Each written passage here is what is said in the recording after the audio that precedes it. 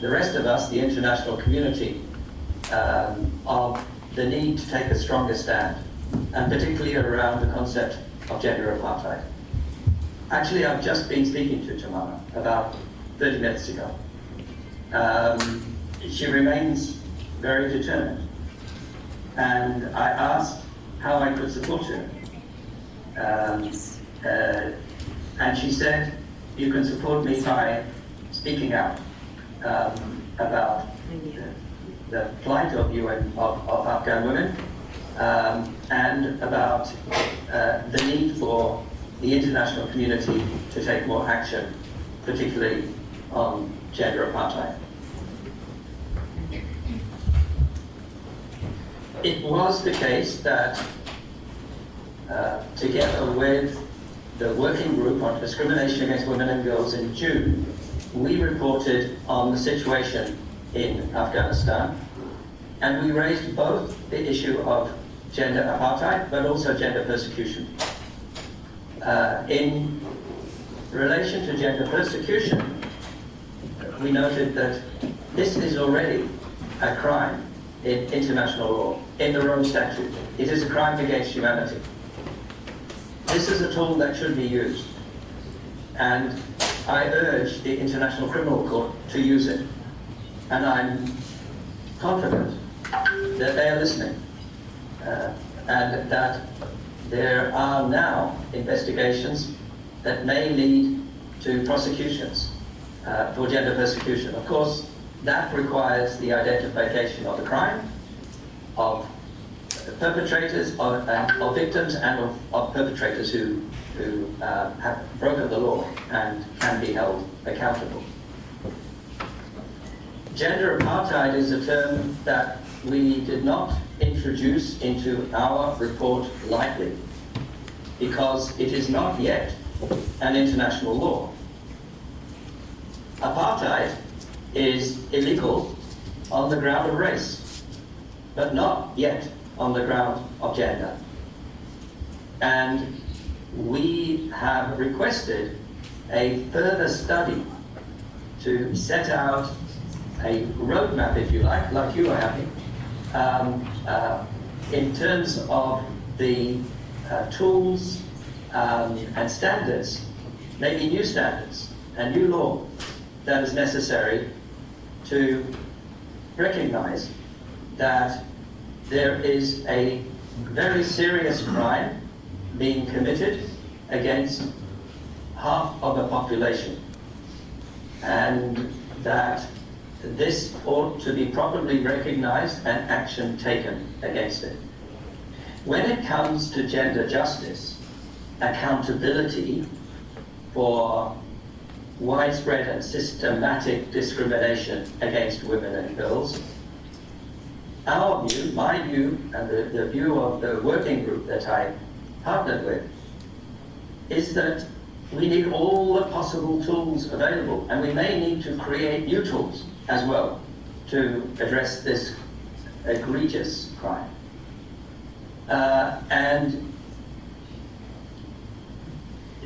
So I mentioned gender persecution alongside gender apartheid, and I also want to add to that anything else that's in the toolbox.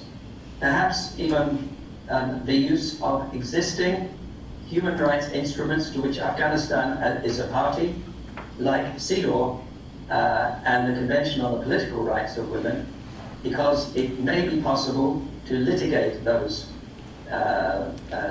treaties in the International Court of Justice, and some study is going on in relation to that as well. I was really impressed with the policy options that you have developed. I really perhaps touched mainly on objective 1 to start with, and I would perhaps just reiterate that it's necessary to use all the tools and to create others. And I would add something that I've said, and that I'm really glad that you have said in this, which is women's rights are not negotiable. I'm on the record, I'm happy to be on the record again, saying that no country should be rewarded, no government, no authority should be rewarded for opening schools to girls. This is an absolute fundamental right. It's not something to trade, not something to bargain around, not something to, as you say, negotiate. So I very recognize this, what you've done in terms of setting out the first objective. The second objective, which is to secure the voices of Afghanistan, identifying at-risk women human rights defenders and providing essential support, also resonates with me. Shortly after the evacuation, many women human rights defenders and other at-risk groups were evacuated. Many are now stranded in countries in the region waiting to be resettled, and this process is very slow and not certain, and they do not have legal, economic, or physical security.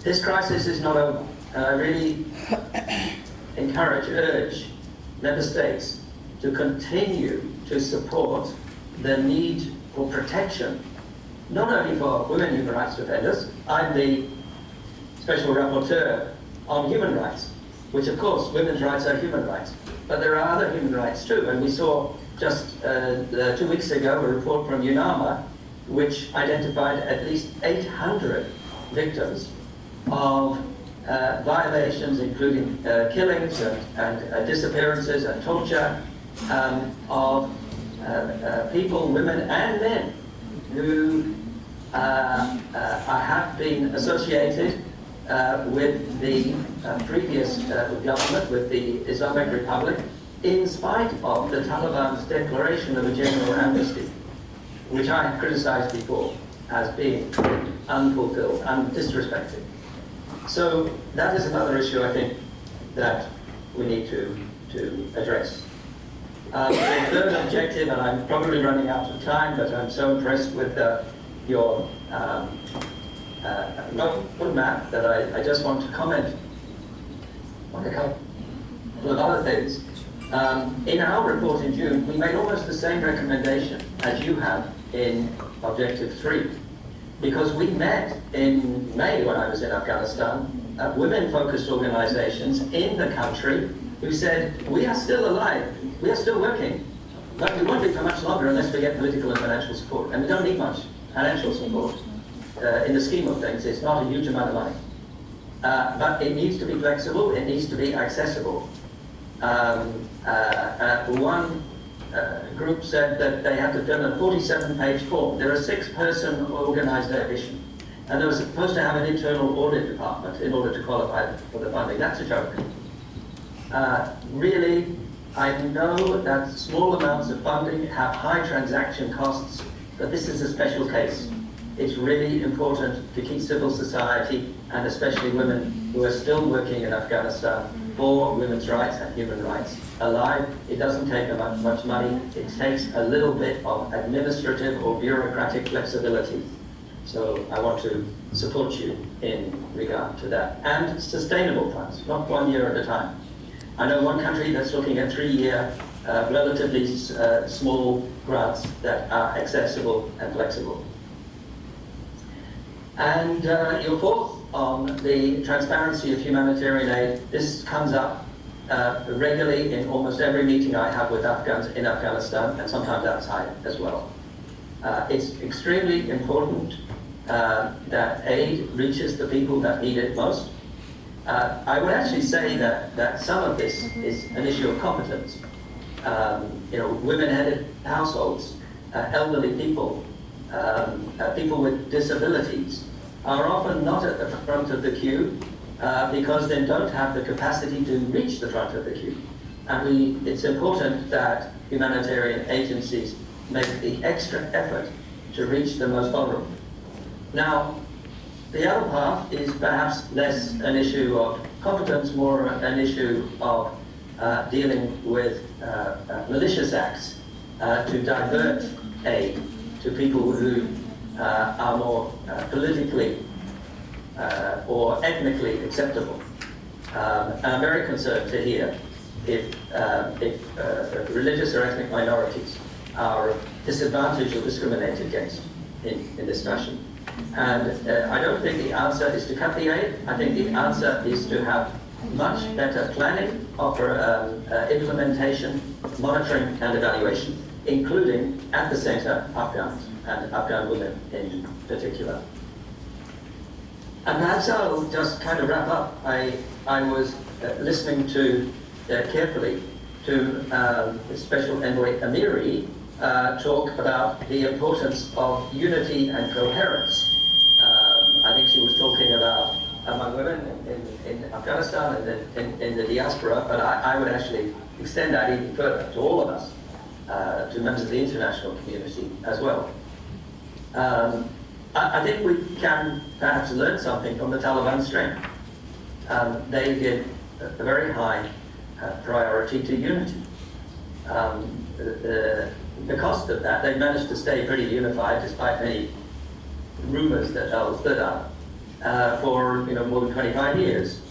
Of course, the cost of it is that you don't, in their system, get an opportunity to express a difference of opinion. Because if you do, you're punished. We are not like that. We must not be like that. We must find ways that, and I agree with